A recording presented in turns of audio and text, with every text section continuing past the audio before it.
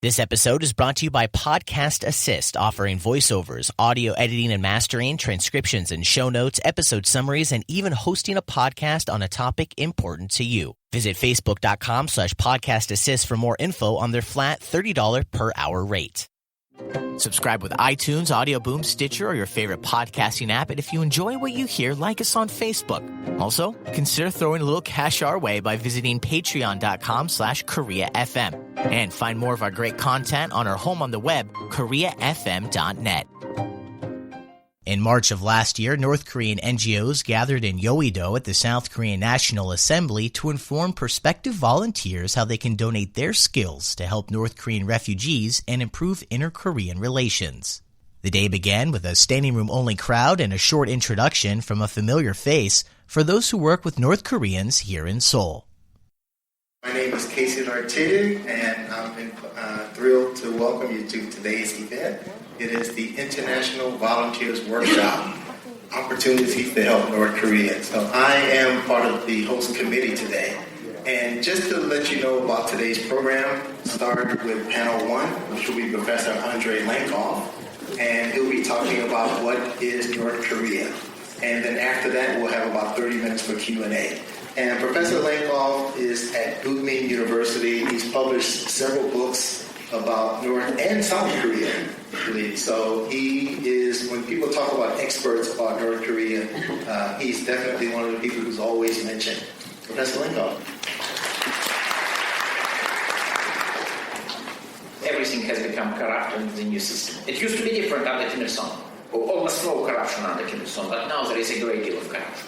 So people are trading, somehow surviving, gradually learning that they can make a living without the state, watching smuggled South Korean movies. They don't believe what they see, of course. They cannot believe that there might be a country where every family has a car. It's impossible, it's a fantasy. Such things cannot exist. But when they see, at least they see that, cityscape of Seoul, and they understand you cannot fake it. So they sort of understand, wow, South Korea is doing better. So most of them already know that South Korea is rich. They know that South Korea is ahead. They don't understand how far ahead. And of course, there is a great deal of repression, because to keep this system, you have to be remarkably repressive. Professor Lankoff took many questions after his opening remarks, including one of my own. Right now, you've been talking about educational opportunities and ways to engage North Korea. So if you are put in the command chair, what would you do? I would do more engagement. Instead of one caisson, I would open many more industrial zones, which will probably train North Koreans and change their mind and spread dangerous knowledge about the outside. I would lift all bans on exchanges with North Korea. As a matter of fact, that would cancel the notorious national security law in South Korea. I would create a foundation supported by not only US but also US money because in this case it's one of the major stakeholders. Of course, South Koreans, Japanese, maybe Chinese too can be on board to train as many North Korean students overseas as possible, not only in developed world but maybe in China too, because it's the cheapest. We can bring few 10,000 North Korean students to study in China free of charge. It should be done if it's possible. Exchanges. And if you have a revolution, which is not a good idea, but it might happen, well, we should be prepared. And one of few ways we can do to prepare is to educate North Koreans, to help them to bridge the gap with the modern world. After hearing from a panel of North Korean refugees who detailed their circumstances in the North and eventual escape, the day finished with an introduction to several NGOs that are in need of volunteers. My name is Casey Lartigue. I am the founding co-director of the Teach North Korean Refugees Education Center. And of course, English is now the focus, but we have had Spanish and Latin also, and we're willing to do other languages as long as people understand our expectations. Hello, my name is Peter Jung. I'm director of the Justice for North Korea. So our project is to rescue North Korean peoples, include China and Laos and Vietnam, Thailand, Cambodia. We need a translator and fundraising and filmmaker, and we need the internship. 안녕하세요. 저는 1962년 Good afternoon. My name is Hwang In-chul, and I'm representing the 1969 Korean Air After Peace Family Committee. My father boarded a plane to go on a business trip, but the plane was hijacked and detained in North Korea. Testimonies of the 39 people who returned revealed that 4 of the flight crews and the 7 other passengers, including my father, were being detained by the regime.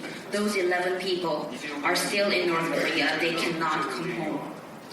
Please help me bring my father back. Bring all 11 of them back if any of them are still alive so they can meet their family. You are my last hope. 감사합니다. Thank you very much.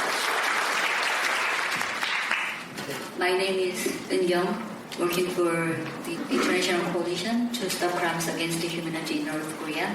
And I think it consists of over 45 international NGOs and individuals. And our activities is to push international community and UN mechanisms to implement the COI recommendations. And you can figure out with my English ability how could I carry out those kind of international activities.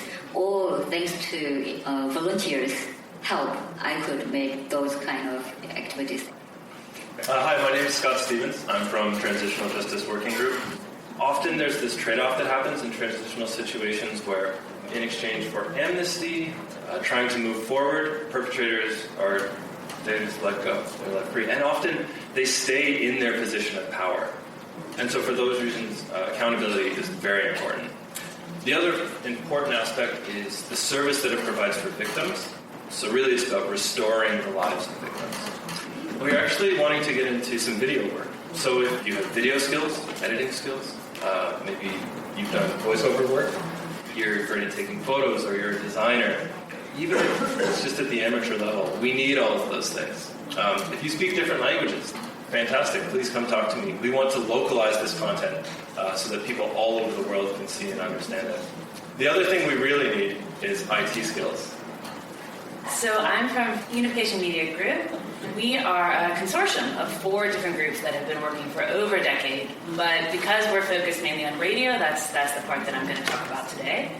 So our goals as of now are to reach 10% of North Korea's adult population. Right now, our broadcasts are reaching about 2 to 4%. That may not seem like a lot, but that is 200 to 400,000 people in North Korea. So our goal is that if we can reach 1 million people, we can lay the groundwork for a civil society in North Korea and affect democratic change. And in terms of volunteers, I would say it's usually translation. I'm sure no one's surprised to hear that, but translation is usually what we need the most, but editing as well. You know, we're quite overworked, so intelligible English is always something that we're after. For more information about how to volunteer for the organizations that you heard mentioned today, visit teachnorthkoreanrefugees.org. For KoreaFM.net, I'm Chance Storland. This episode is brought to you by Podcast Assist, offering voiceovers, audio editing and mastering, transcriptions and show notes, episode summaries, and even hosting a podcast on a topic important to you. Visit facebook.com/Podcast Assist for more info on their flat $30 per hour rate.